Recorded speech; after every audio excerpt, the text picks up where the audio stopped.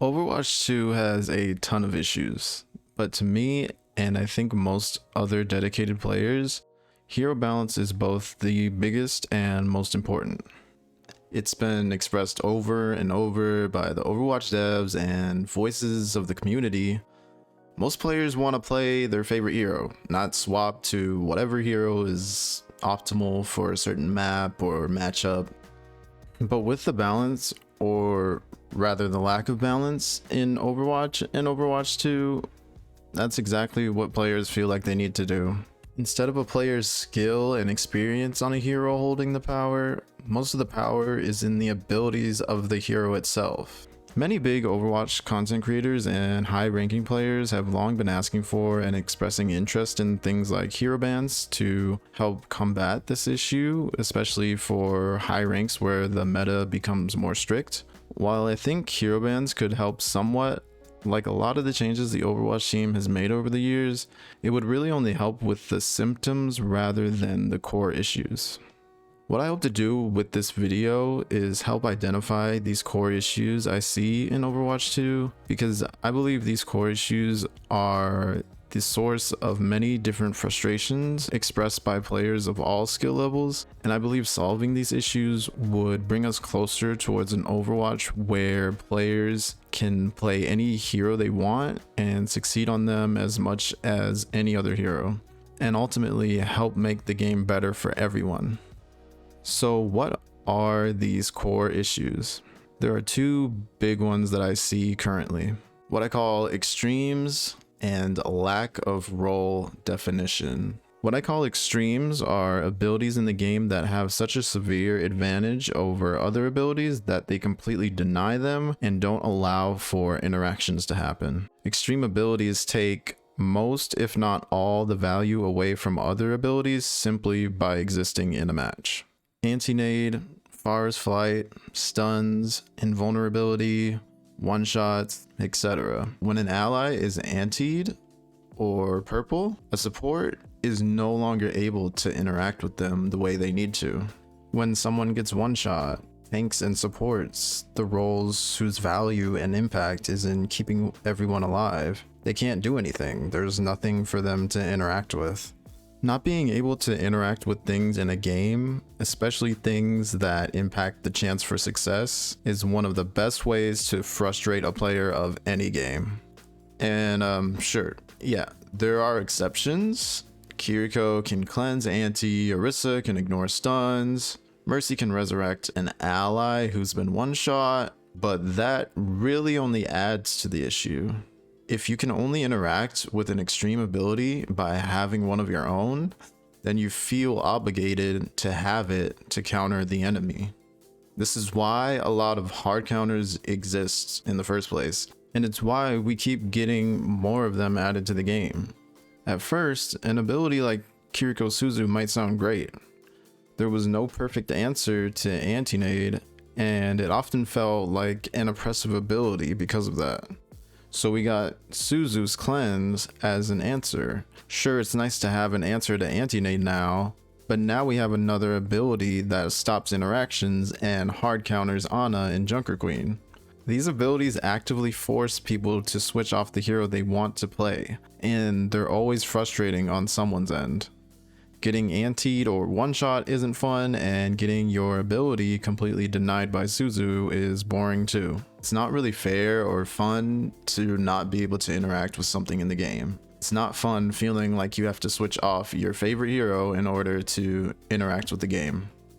On top of that, these abilities restrict the heroes who possess them too. Look at Ana, for example. Because Ana's abilities are so extreme, she needs longer cooldowns in order to balance them out, which leaves her vulnerable for extended periods, even though she's already a very immobile hero. You can see it with heroes like Widowmaker as well. Because she has that one shot, she has to have super long cooldowns that don't give her nearly as much defensive options as she needs and don't allow her to be flexible to different situations. So, how do we solve this? Well, just reduce the extremes. Make anti-heal a healing reduction instead of a complete heal block. I mean, this has been suggested so many times. If Biotic Grenade never completely blocked healing and instead was always a 50% healing reduction, for example, the Overwatch community wouldn't have felt the need to beg so hard for a cleanse in the first place.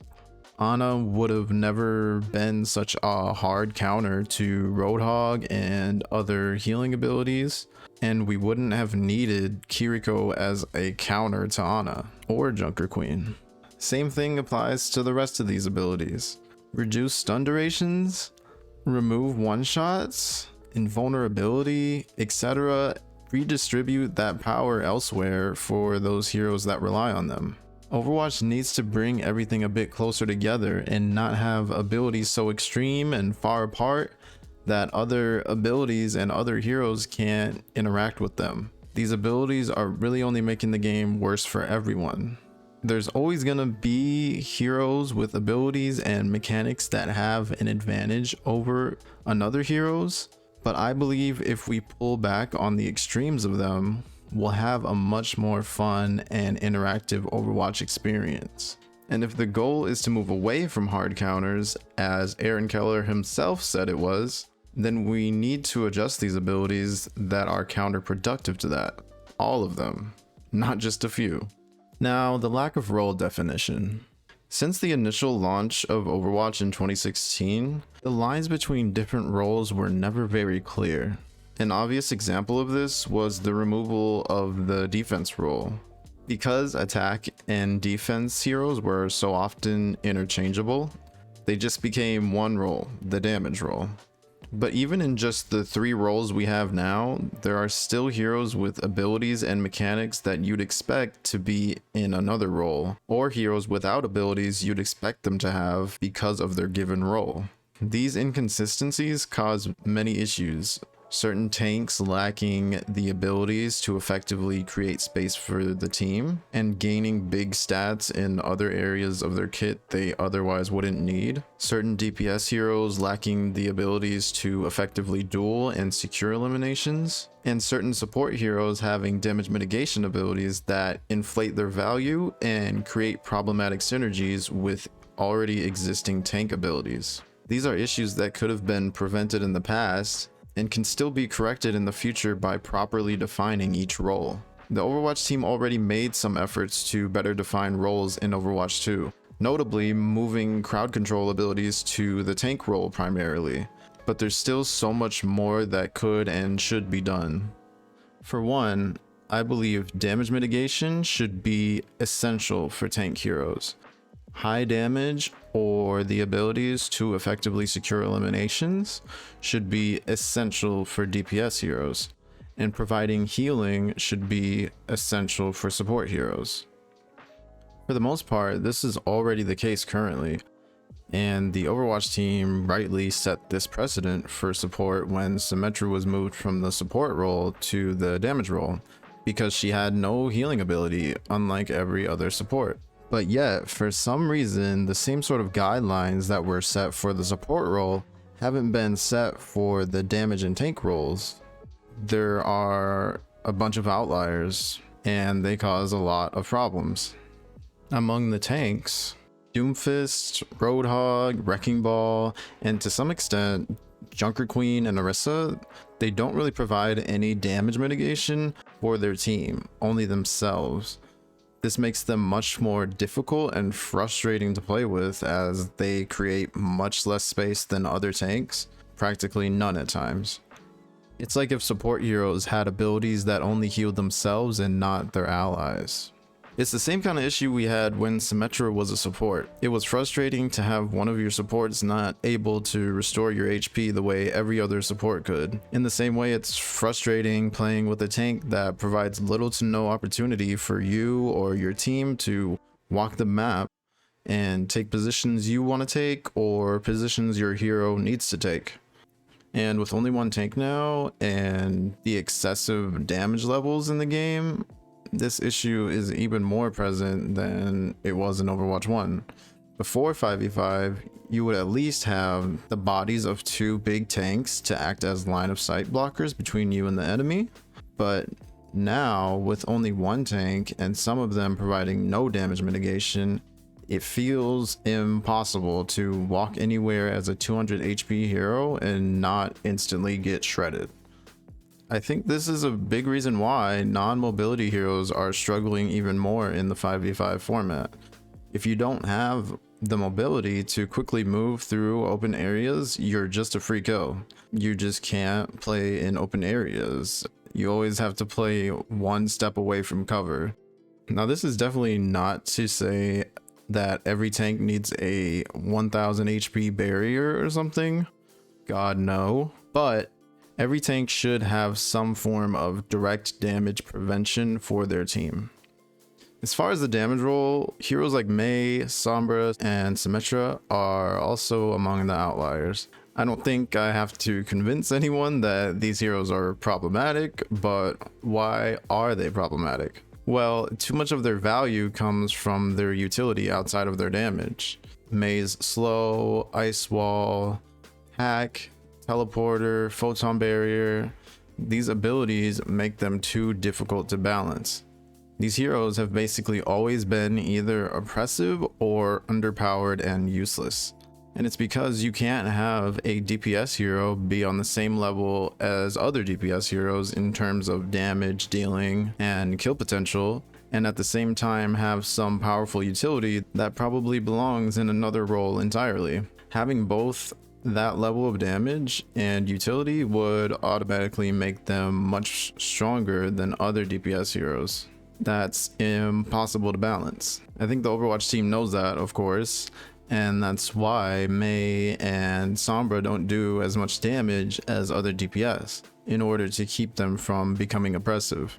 But that's how these heroes end up being underpowered and useless in a lot of situations, because when their utility isn't useful enough for a given situation, whether it's what the enemy team is running or the map or whatever, then they're just left with their underwhelming damage. If you're a Mei, Sombra, or Symmetra main, how many times in your ranked games have you heard someone on your team say, "We don't have enough damage"? Basically just to say you and your hero are why we're losing. For me personally, those three heroes are my best three DPS heroes, and so I've heard it so many times.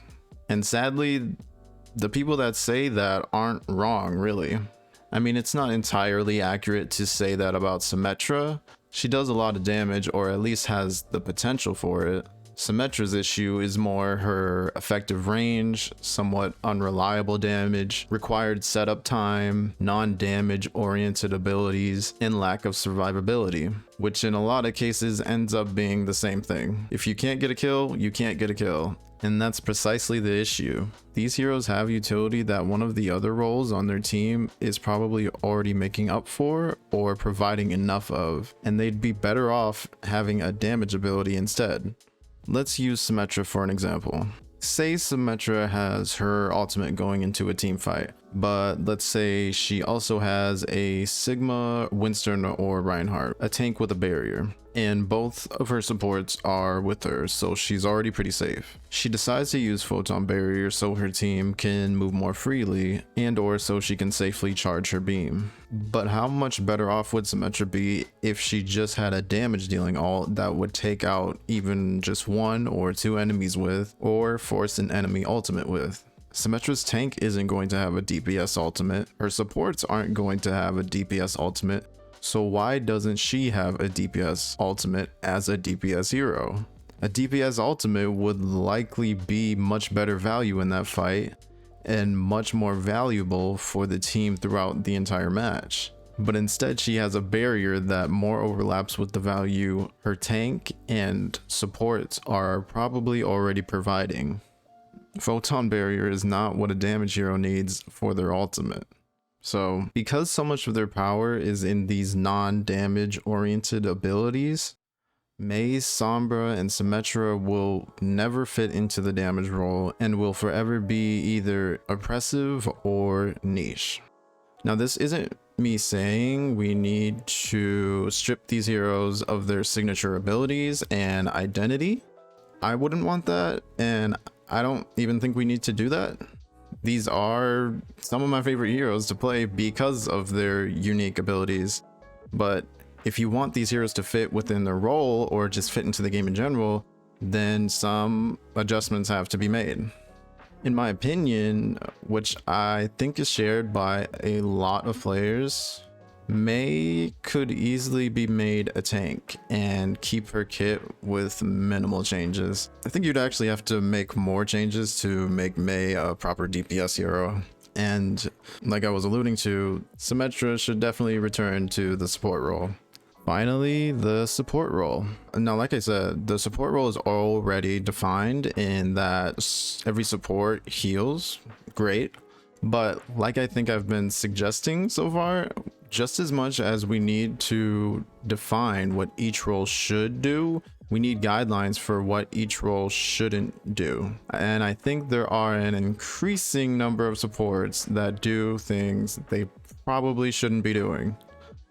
At a foundational level, I believe heroes of one role shouldn't possess the essential abilities of another role.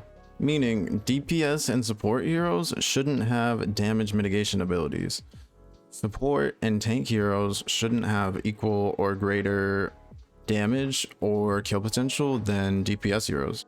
And tank and DPS heroes shouldn't have healing abilities.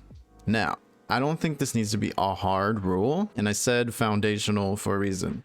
Just what I mean is, if you're designing a tank hero, for example, and you want to give them some form of healing ability, there needs to be a good reason why, and you need to understand how that's going to interact with everything else, and especially how this tank's healing is going to overlap with other healing sources. And the ability should be rather minimal, not fully capable of replacing the value another role already provides for you. Roadhog is a good example of a hero where this all goes wrong. His self-healing isn't minimal at all, and it allows him to self-sustain enough to constantly flank and play without his team. I think we know that's not what a tank should be doing, and on top of that, Roadhog's damage and kill potential is higher than most heroes in the game, including DPS heroes, which rewards him for going off on those flanks, or going off on his own. On the other hand, Junker Queen is a good example of a hero where this ability overlap is okay. Now, there are other examples of ability overlap in Junker Queen's kit, like her anti-heal on her ultimate and her speed boost on Shout, that I think are problematic, but let's just talk about the self-heal for now. Junker Queen's self-heal makes sense to me, and I think it's pretty well designed actually.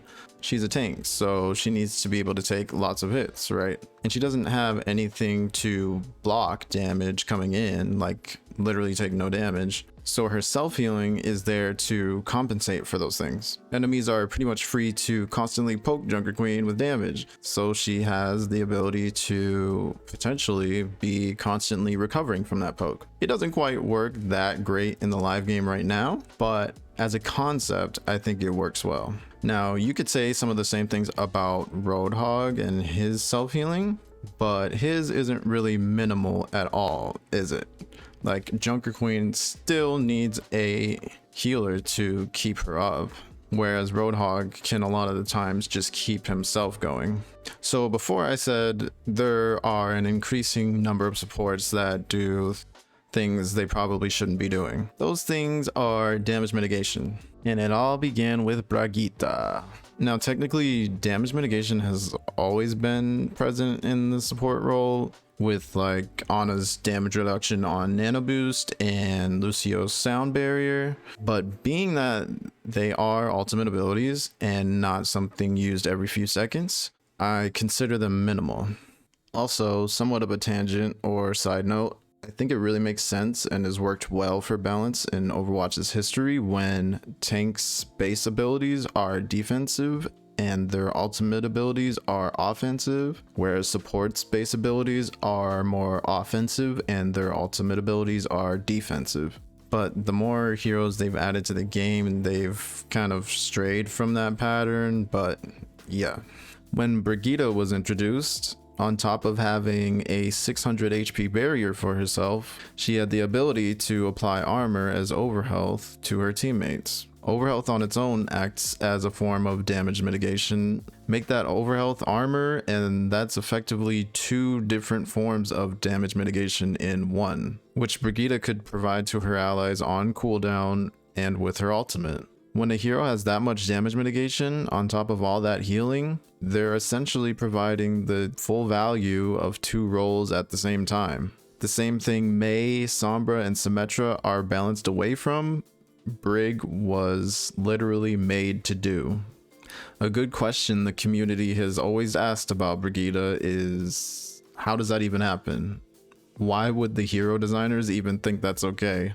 Well, it's the lack of distinction between roles. Both tank heroes and supports should have abilities that keep their team alive, but how they achieve that is just as important, and that's what's being ignored. Stopping damage from happening to allies versus restoring allies once they've taken damage. Having both of those things on one hero or one ability means that that hero can too easily keep allies alive on their own, achieving what should probably only be possible with several different heroes working together. It's just too much value for a single hero to have, but it continued with Baptiste and his immortality field.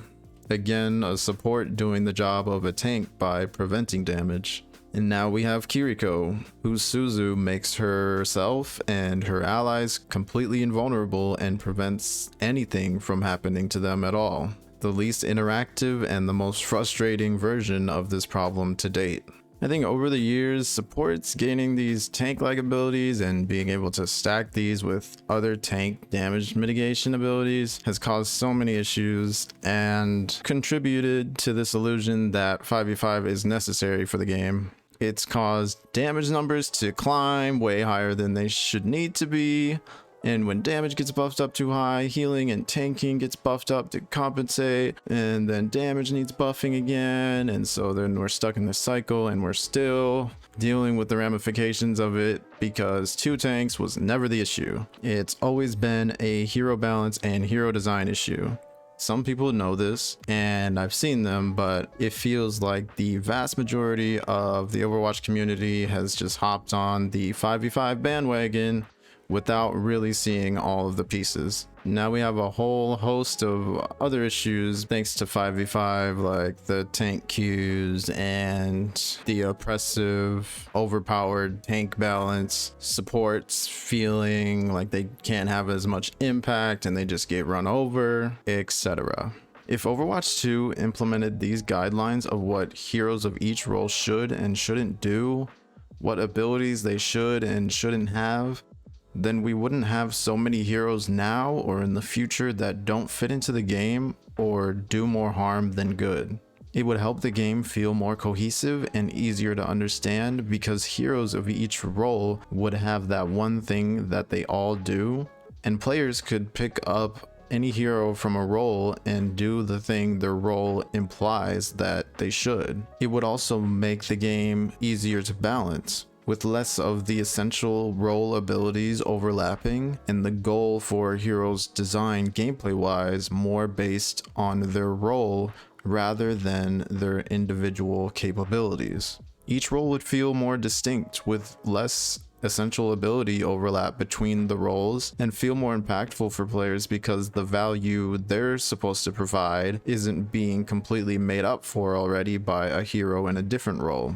Since the time we were first shown Overwatch 2 PvP gameplay and people got access to the alpha, the Overwatch team and certain content creators have been trying to sell to the existing community, potentially returning players and new players, that with 5v5 there's more room for individual impact and the game feels open and you can actually shoot things now with one less potential barrier. There was a decent amount of truth to these claims, but of course it depended on which hero you chose to play. Sure, in Overwatch 2, if you play a hero with a one-shot and or crazy mobility, play a tank with crazy stats and oppressive abilities, or play a support that can do everything, you'll have your impact, you'll have your freedom at the expense of anyone that wants to play a hero that isn't completely busted. If we want every hero to succeed, if we want to stop feeling forced to swap heroes, if we want to reward skill over hero picks, if we want a balanced game, then we need to address extreme abilities so there aren't such big inherent advantages in one ability over another, and we need to define each role so that heroes are consistent in what sort of value they provide. Few final things I want to say for clarity. I do think 5v5 can work and be balanced. I just think it was an unnecessary change going into Overwatch 2 that came with issues we didn't need to take on, and I just personally don't think I'll ever care for it as much as 6v6. Also, I know a completely balanced roster in Overwatch is like an impossible ideal. There will always be a hero or several heroes that are just better than the rest, but I believe with addressing the issues I've brought up in this video, we can get much closer than a lot of people think. We've been closer than we are now, and I think we can do even better. That's it.